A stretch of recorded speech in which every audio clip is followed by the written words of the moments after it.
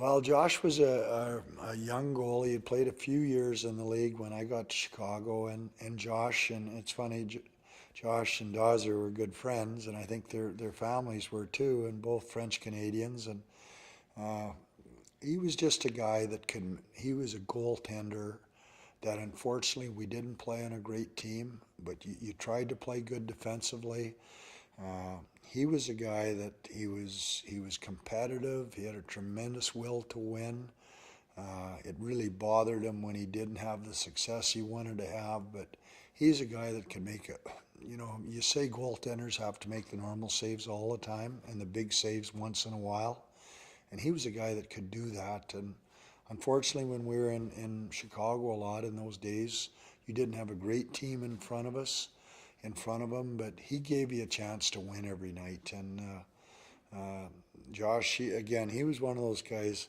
I've always said this: no matter where you go in life and what part of the world they're from, you can find good people. And Jocelyn was one of those. He was a solid person, and Josh was a top end goalie in the National League in those days. Again, if you want to be a successful coach, you don't compare people to other people. You find out the good Lord gave everybody some special qualities, and you try to find out everything you can about a person, and feel with them, and walk a mile in his shoes, and see how he feels and what makes him tick.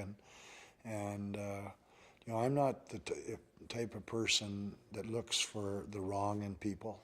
I always look for what makes them good, how you can make them better, and get lots of times players don't understand that about themselves, and maybe it's from their upbringing, maybe it's from their coaches over the years, and maybe it's from guys telling them what they can't do instead of what they can do. And we had a great goaltending coach who was a great friend, Vladdy Trechak, and Vladdy was, him and I can remember him and I talking lots about Josh, and every goalie has things that he's got to work on. And I remember Jocelyn really looking forward to when Vladdy had come back from Russia. He'd spend a week or 10 days a month, and so I always made sure there was time that those guys could be together and talk, and I would make a point, because Vladdy wasn't always there, of watching what he did and how he handled Jocelyn, and that probably helped too. But everybody's got strengths, and Jocelyn was just a good solid goaltender. He knew the game. He wasn't a big man. He wasn't afraid to work. He was extremely competitive, and to top it off, he was a great person. When people get hurt, again, injuries, I don't know why as a coach they really bothered me, because you cared for people, and people's health mean more to me as a coach as much as anything, and their health and their families, and it's not something you want to see, but that definitely got in the way of Jocelyn. And again, he was like a guy like Eric Daze. They got hurt at the end of my 3-4 years, about the time the lockout came about in St. Louis, in Chicago, and that